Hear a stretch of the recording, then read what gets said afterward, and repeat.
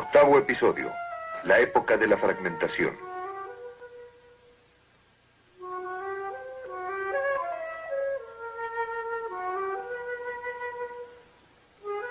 Monet, Renoir, Pissarro, Sisley y Degas eran naturalistas, como se llamó entonces a su pintura. Eran impresionistas.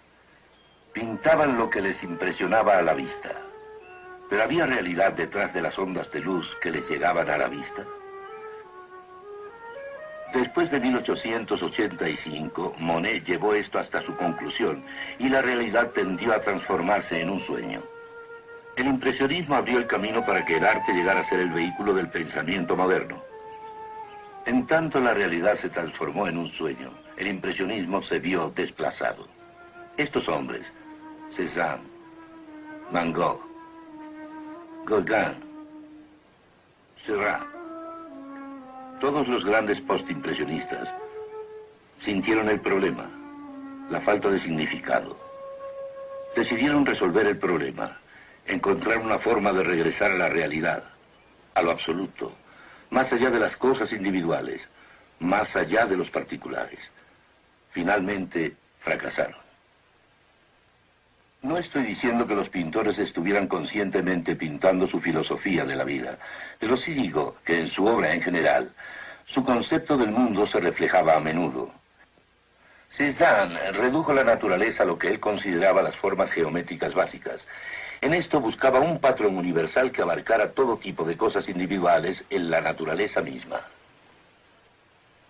Esto dio una apariencia mutilada y fragmentada a sus pinturas. En sus bañistas hay mucha frescura, mucha vitalidad y absoluta maravilla en el equilibrio de la pintura en general. Pero pintó no solo la naturaleza, sino al propio hombre en forma fragmentada. Quiero enfatizar que no estoy minimizando a estos hombres como hombres. El leer a Van Gogh en sus cartas es llorar por los tormentos de un hombre sensible. Tampoco minimizo su talento como pintores.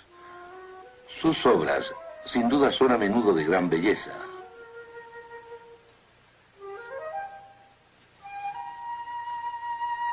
Pero su arte sí llegó a ser el vehículo del concepto que tenía el hombre moderno sobre la verdad quebrantada en la vida. La pintura pasó de la unidad a la fragmentación, al igual que la filosofía. En 1912, Kandinsky escribió un artículo diciendo que, al ver que la antigua armonía, que era una unidad de conocimiento, se había perdido, existen dos posibilidades únicamente: extrema abstracción o extremo naturalismo. Ambas, decía, eran iguales. Con esta pintura, el arte moderno apareció. Picasso lo pintó en 1907 y lo llamó Las damiselas de Avignon. Une así la fragmentación de Cézanne con el concepto de Gauguin sobre el noble salvaje, empleando la forma de las máscaras africanas que eran populares en el círculo del arte parisino de esa época. En las grandes obras, la técnica se une al concepto del mundo, y la técnica de fragmentación encaja bien con el concepto del mundo del hombre moderno. Un panorama del mundo fragmentado y del hombre fragmentado, y un completo rompimiento con el arte del Renacimiento que estuvo basado en la esperanza del hombre humanista. Aquí el hombre está hecho para ser algo menos que hombre. La humanidad está perdida. Hablando ahora sobre Picasso, de la colección privada de sus grandes obras, David Douglas Duncan dice: claro está que ninguna de estas pinturas fue en realidad un retrato, pero es la profecía de un mundo en ruinas. Pero Picasso mismo no podía vivir con esta falta de humanismo. Cuando estuvo enamorado de Olga y más tarde de Jacqueline, no las pintó de una manera fragmentada. En momentos cruciales de sus relaciones, las pintó tal y como eran, con todo su talento y toda su humanidad. Y cuando pintaba a sus propios hijos, no empleaba sus técnicas y presentaciones fragmentadas. Deseo que entiendan que no estoy diciendo que la ternura y la humanidad jamás estén presentes en el arte moderno, Pero en tanto las técnicas del arte moderno avanzaron, la humanidad se fragmentaba cada vez más. Lo opuesto a fragmentación viene siendo unidad. Y los antiguos pensadores filosóficos creyeron que podían obtener esta unidad a partir de una base humana. Y luego se olvidaron de esto, y el pensamiento moderno ha aceptado la fragmentación como un fracaso, en realidad un fracaso que la mentalidad humana, partiendo de ella misma, no puede obtener una unidad de ideas y de vida. Por unidad entendemos que es lo que incluye todas las ideas y todo en la vida. Y esto puede obtenerse, claro está, si Dios ha hablado y no ha permanecido silente, y al brindarnos los hechos que el hombre no encontraría por sí mismo. Entonces hay unidad, dentro de la cual está toda esa maravillosa diversidad que el hombre puede estudiar, y en donde tiene un lugar unificado, ya sea en el conocimiento o en los valores, en la vida. Fue el dadaísmo el que llevó el concepto de que todo es una cuestión de azar, a su lógica conclusión de la absurdidad última de todo, incluyendo la humanidad. De Marcel Duchamp, el desnudo descendiendo por la escalera. Duchamp quizá entendió con más claridad y con conocimiento lo absurdo de todas las cosas, incluyendo al hombre, en base al concepto del mundo del hombre moderno. Él llevó la fragmentación aún más lejos. El ser humano desapareció por completo. Él creía que lo absurdo de todas las cosas incluía lo absurdo del arte en sí. Este es un ejemplo de sus obras. Tomaba cualquier objeto a la mano y simplemente lo firmaba. Los filósofos, a partir de Rousseau, Kant, Hegel y Kierkegaard en adelante, han olvidado la esperanza de una unidad de vida y de conocimiento y han pasado a un concepto fragmentado de la realidad. Luego, los pintores pintaron de esa manera. Sin embargo, los artistas, siendo hombres sensibles, rápidamente llegaron a entender cuál iba a ser el final de este concepto, y este era que todas las cosas son absurdas.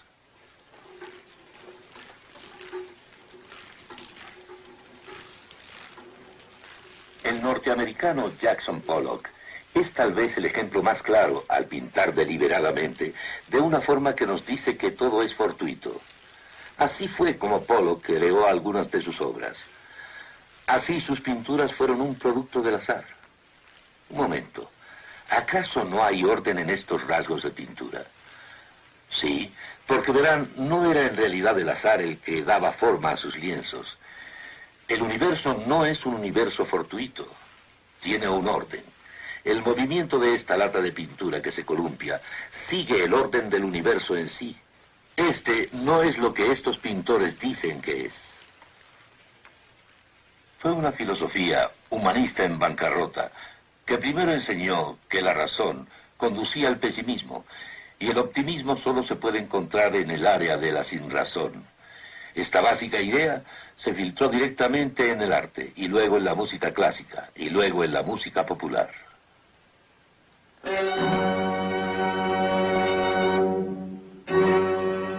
Empezó con los últimos cuartetos de Beethoven.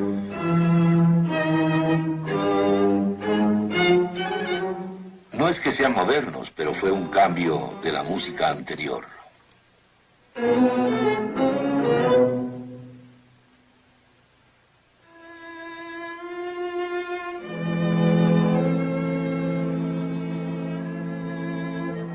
En Francia, Claude Debussy abrió el camino para la música moderna.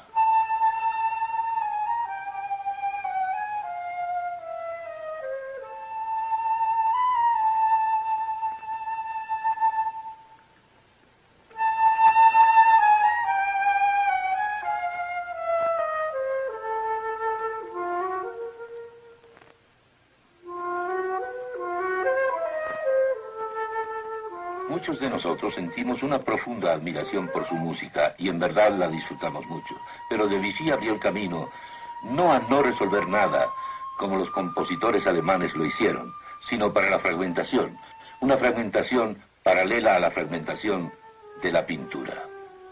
La fragmentación fue de gran influencia en casi todos los compositores subsecuentes en la música clásica, así como en las formas últimas de jazz y rock.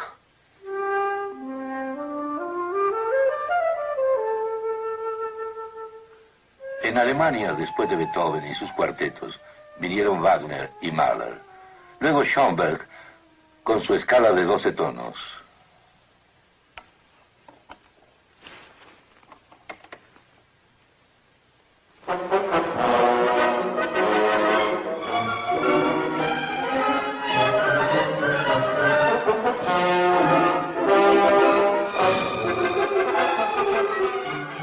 Aquí hay perpetua variación, pero jamás resolución.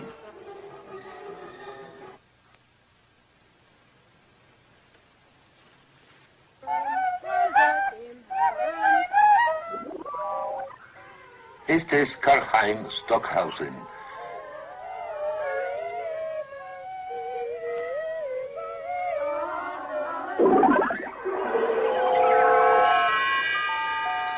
Estamos escuchando una partitura de música electrónica. En lo que se refiere al elemento del azar, fue parte de la obra de Stockhausen, que es lo que lo une a John Cage.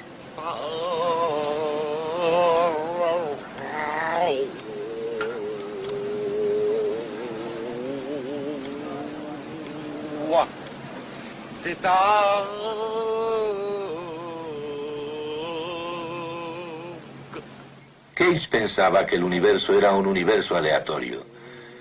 Para expresar esto produjo música al azar.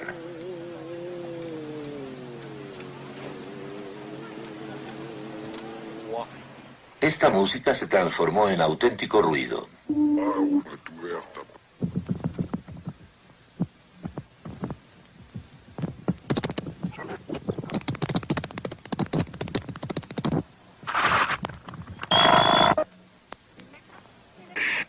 Significativamente, intituló a esta composición Música para Marcel Duchamp.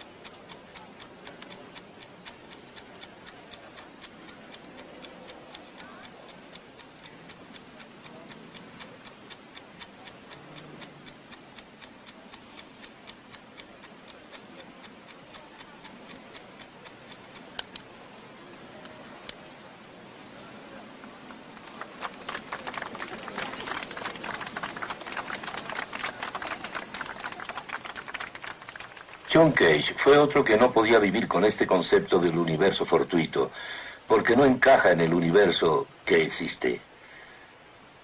Cage era un experto en el conocimiento de hongos. Él mismo dijo: llegué a estar consciente de que si acercaba los hongos al espíritu de mi operación aleatoria, yo moriría pronto.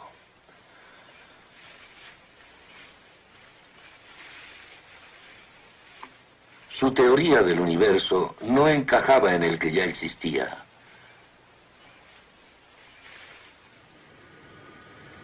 ¿Por qué el aeroplano está cuidadosamente hecho y ordenado y lo que Cage produjo es puro ruido? Porque el aeroplano debe volar en el universo que existe, y hay un orden de líneas de flujo en el universo que existe. Y por tanto el universo no es lo que Pollock en su pintura y Cage en su música dijeron que era. Y debido a que la música de Cage no encaja en lo que el hombre es, tiene que ser cada vez más y más espectacular para mantenernos interesados.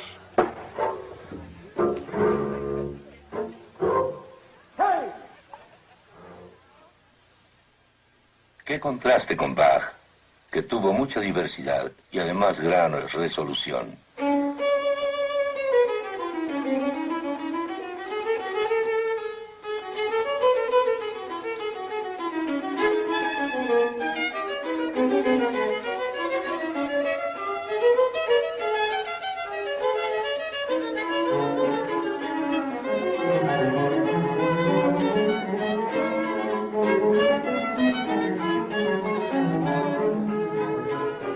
Bach, como cristiano, creía que existía resolución para el individuo y para la historia.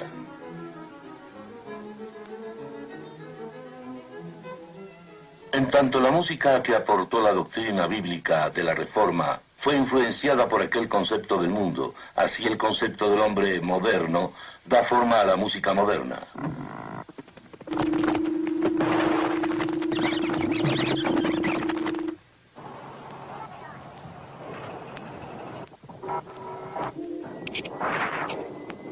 ¿Aún esto es arte? ¿No es acaso una afirmación filosófica o intelectual meramente? Separada de la plenitud de qué es el hombre y qué es el universo. Al tender a ser solo una afirmación intelectual en lugar de una obra de arte, se ha transformado en un arte anti-arte.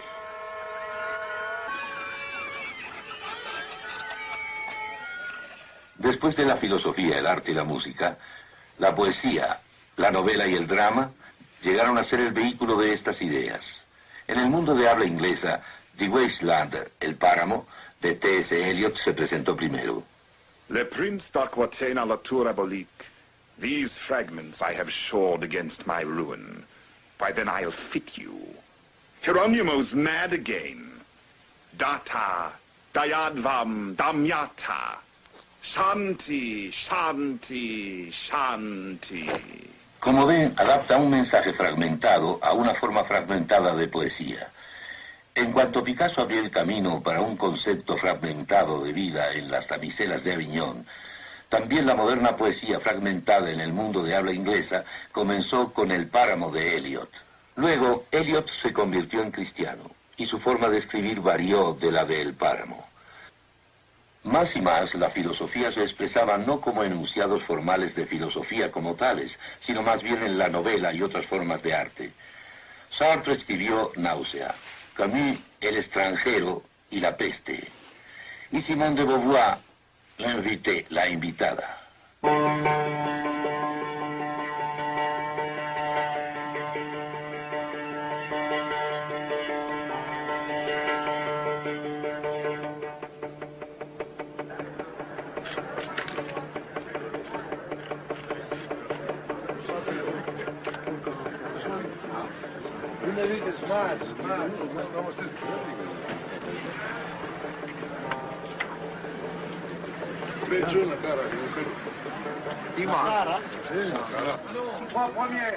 En los años 60, algunas de las afirmaciones filosóficas básicas se lograron a través del cine. Y al llevarse al cine pudieron llegar a un mayor número de personas, lo que jamás se había logrado mediante la pintura o la literatura, y menos aún mediante los escritos de los filósofos. Algunas de estas películas fueron El silencio y la hora del lobo, de Bergman,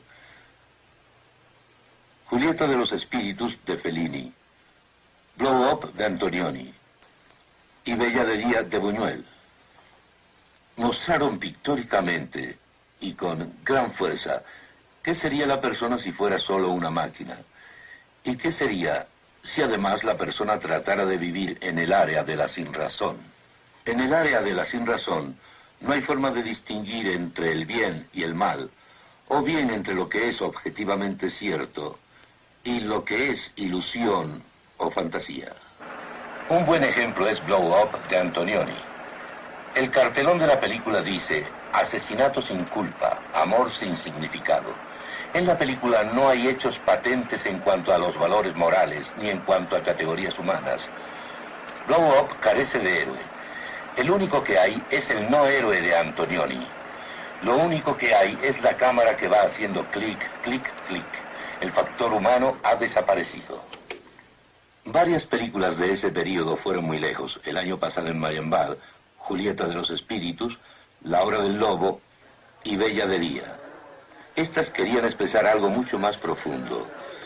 Decían que el hombre moderno, al caer en el área de la sinrazón, no solo no tenía categoría alguna, o moral, o valores humanos, sino que no tenía certidumbre para distinguir entre realidad e ilusión.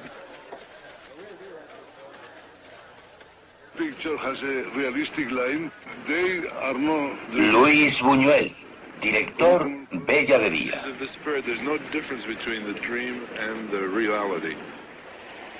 Federico Fellini, director de Satiricón.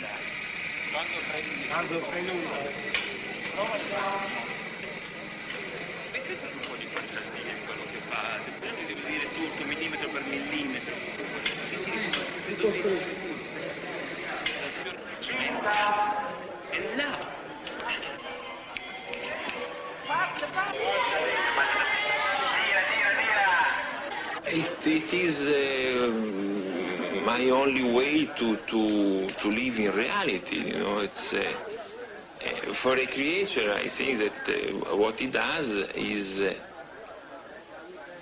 only reality. E urlate l'altalena dell'amore, tante volte dovete dire l'altalena dell'amore. Pronto? Come on! To don't give meaning to the reality means that you don't understand no more reality. A reality can appear also like a monstrum, things without any meaning. Bergman fue un claro ejemplo en este respecto. Dirigió La Hora del Lobo, en donde uno no puede notar la diferencia entre lo que es real y lo que es fantasía.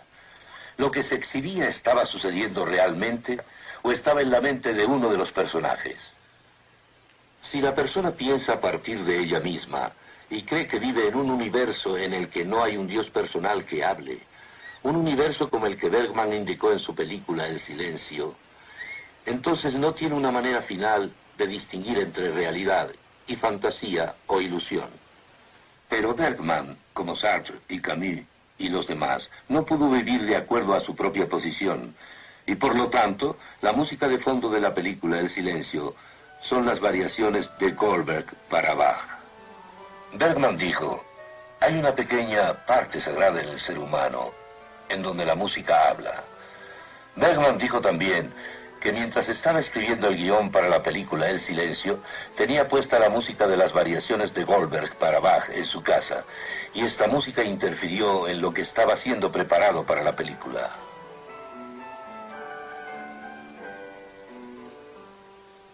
El cristiano sabe que la música habla, sabe que el hombre no es un producto del azar.